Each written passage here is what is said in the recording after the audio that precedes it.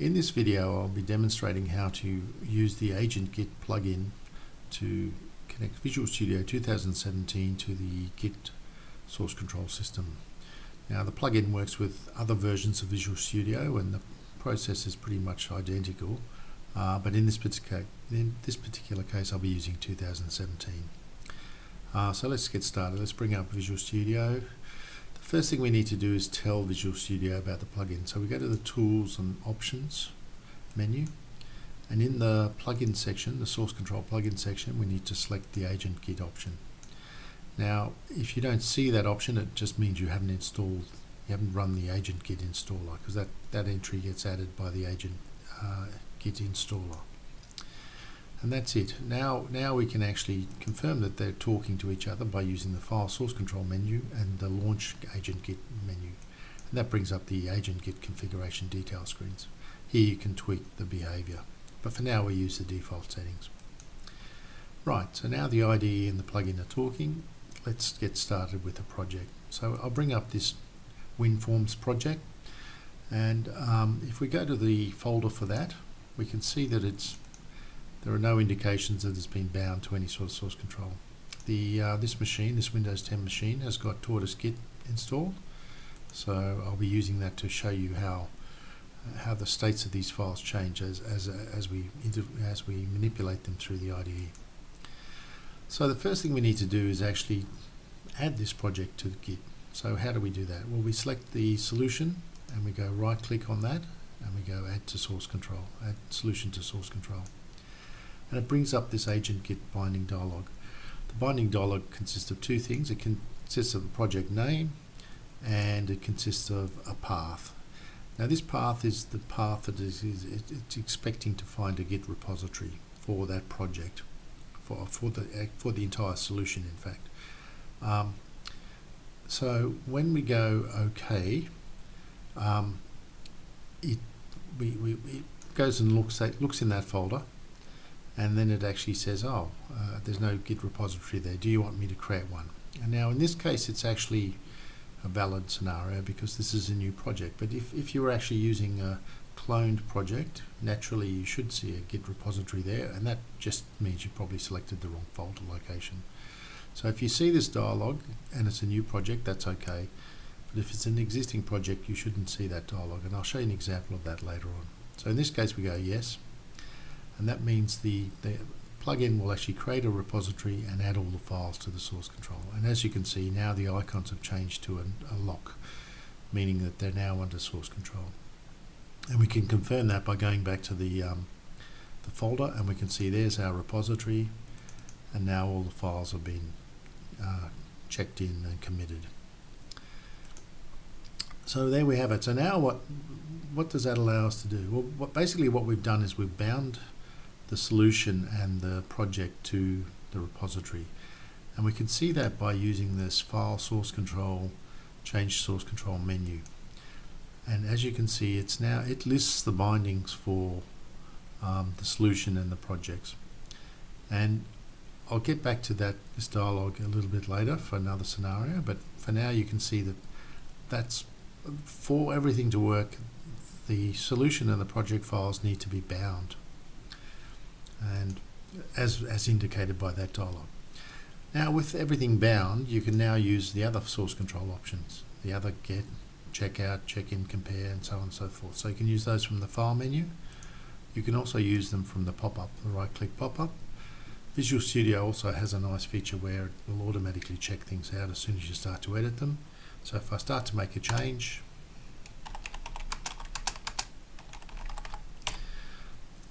you can see that we've actually checked the file out here on the left with the tick, and that was automatically done as soon as I started to make the change.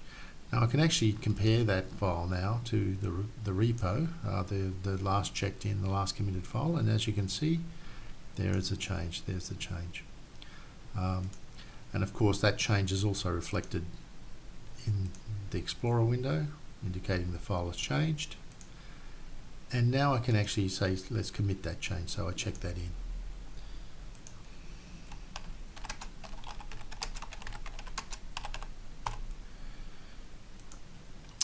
And you can see that the icon is now changed back to a lock, and I can do a compare. Naturally the file is now identical. I can also show the history for this file, and you can see there was the check-in that I did, and I can actually do a difference of those two. So there's the change that I added. That on the left is the last commit, and on the right is the commit before that. And naturally those changes are also reflected in the local version where the file has been checked in and committed, and the changes have been committed.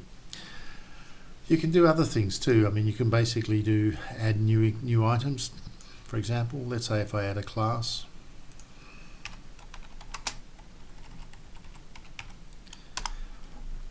and you can see what's happened now is it's added the new class, and it's changed the icon to say that file needs to be added.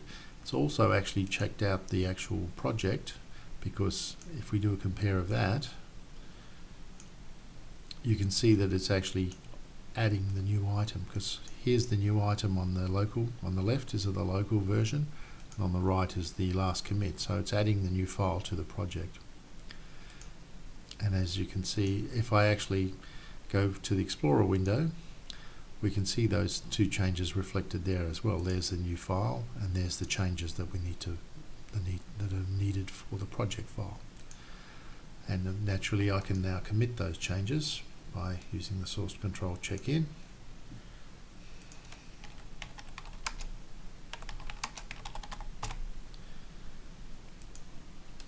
And bang, all the changes are now committed. And likewise back here in the Explorer view, you can see that that file has now been added and committed, and the changes have been committed for the project.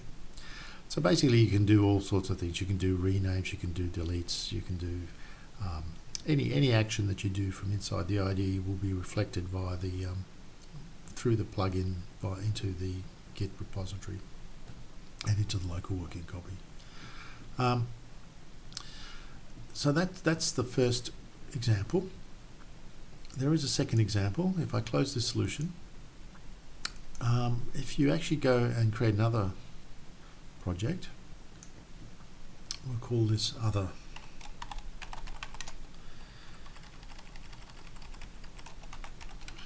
WinForm. It has this option here, which is to add to source control automatically. So if that's unchecked, you would do the scenario that we just went through where you manually bind them. But if you check it, it'll actually add them to source control as you create the file, as the project is created. So if we see how that works, in this case, it'll create this project and the solution, and it'll start adding it to source control. So let's see what happens. So again, on the left, we can see it's created the project, and we now, once again, we see our familiar binding dialog, and this time it's pre-filled all the details. And once again, when we go OK, of course it's going to say there is no repo there because this is a new project. So if we go yes, it says there is no repo there. Do you want to create it? We go yes, and it completes the project. It creates a repo and does the check-in. And so if we go to our folder location again, if we go back to here, we can see it's now created that. It's created the repo and it's checked everything in, and everything is bound. So they're the two ways to create new projects. So what about the scenario where you've got an existing project? Well, let's simulate that, because basically what that would mean is here in the source control, in the change source control menu, this dialog that we've seen before, what that would mean is you wouldn't have any binding details. So what if we actually unbind these, what we have now done is we've actually removed the binding details from the solution file and from the project file. Okay, and by removing the binding details, you can now see that the icons have gone, the lock icons have gone, and nothing is under source control. And similarly, if I make a change, I can make changes, but there's no concept of being able to check them in. There's no source control menus that I can use. So I'm making changes, but I have no, and I can override that because that's read only.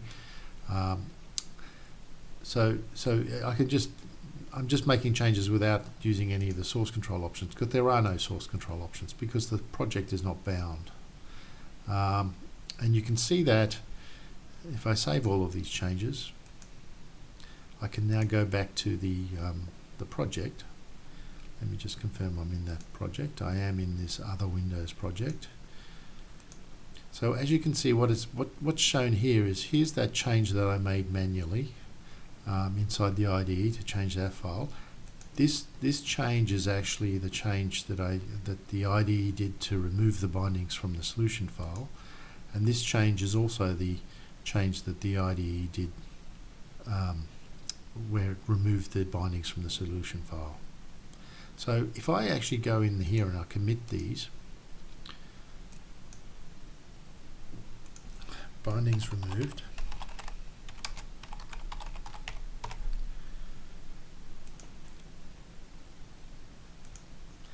this would represent this is a typical cloned project. It's got a repository, it's got a solution file, but if I actually go into, if I close this and I close that solution and I reopen it, it doesn't show any indication that it's actually connected to source control. So this would be your typical cloned project. So how do you reconnect it? Well, all we have to do is actually go back in here and rebind it. So we do that using this source control, and we go to our change source control menu, and now we come up with our binding dialog, and now we just go bind, and we get presented with our now familiar dialog, which is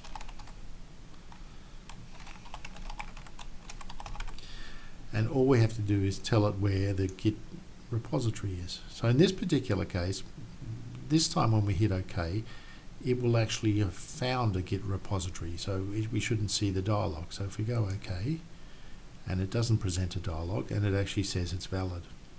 And similarly, if we bind this one, likewise, it's happy. That project has also now been bound. And then we go OK. So now the IDE, and at this point the IDE is doing the reverse of what it did previously when we did the unbind, where it's now putting the bindings back into those two files, the project and the solution file. And for it to do that, it needs to do a checkout. And it presents this dialog to say, look, I'm just about to overwrite those local files. Do you want me to continue?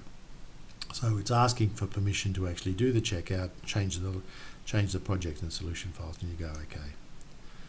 And you can see now up here it's actually checked those files out. We can actually go and have a look and see what's changed if we like. We can do a compare, and that's where the binding details are. This is the Microsoft Source Control Common MS SCCI interface that Agent Git implements. So that's this common interface that the plugin uses, and that's the source control information that's been added. And now we can check that in.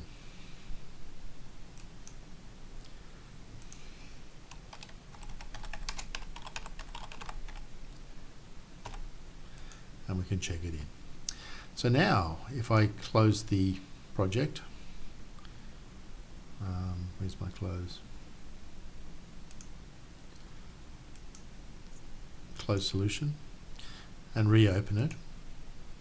Now it is automatically bound, and it will stay bound as long as you want it to be bound. And if you want to ever remove the bindings, you just use the file source control bindings and unbind it. But basically, because it's now bound, I can now do all sorts of stock standard things where now if I start to edit, now it will check it out.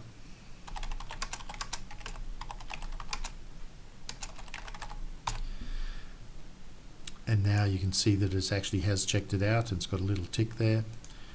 I can still do the comparison now. So now it's basically working as it was before. I can actually use all the source control menus, and let's do an undo checkout. For example, undo checkout will throw away those changes. So if you keep an eye on this line here, undo checkout, and it's warning that the file has changed locally. Do you want to throw those changes away? We go yes, and there you go, the changes are gone.